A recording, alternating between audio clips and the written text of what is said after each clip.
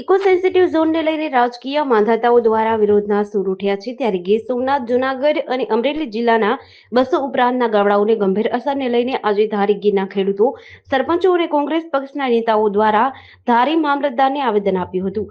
આવેદનપત્ર પાઠવવા અગાઉ પૂર્વ વિપક્ષ નેતા પરેશ ધાનાણીએ પણ ખેડૂતો, સરપંચોની મુલાકાત લીધી હતી.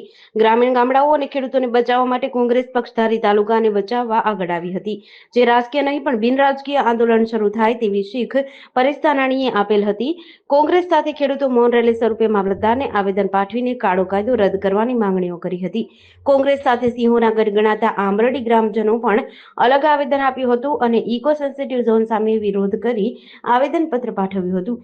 ગીર સોમનાથ જિલ્લામાંથી ઇકો સેન્સિટિવ ઝોનના ઉઠેલા વિરોધને હવે અમરેલી જિલ્લામાં પણ સમર્થન મળી રહ્યું છે. ખેડૂતો, સરપંચો સાથે કોંગ્રેસે આવેદન પાઠવીને ઇકો સેન્સિટિવ ઝોનનો કાળો કાયદો રદ નહીં થાય તો શાસ્ત્ર સાથે શસ્ત્ર ઉઠાવવા પડે તો પણ પાછી પાડી નહીં કરે તેવી ચીમકી ઉચ્ચારી હતી.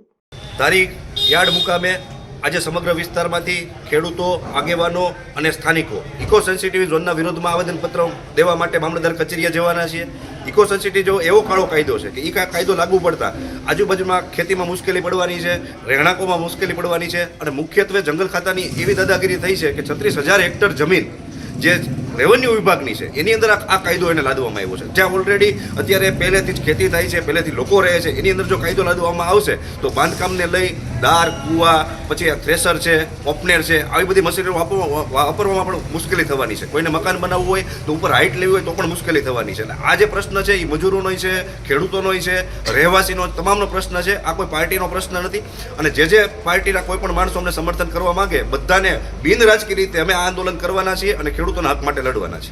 જી, આપના મુખ્યત્વે મુદ્દાઓ ક્યાં છે? મુખ્યત્વે મુદ્દાઓ એવા છે કે વન વિભાગની જે સીમાઓ છે અહીંયાથી તો ઘણા કિલોમીટર દૂર છે, તો પછી રહેણાંક વિસ્તારમાં જે વર્ષોથી વસવાટ થઈ રહ્યો છે, વર્ષોથી ખેતી થઈ રહી છે, નાના મોટા ઉદ્યોગો છે, ત્યાં આ કાયદા લાવવાની જરૂર શું? એની કોઈ જરૂર નથી.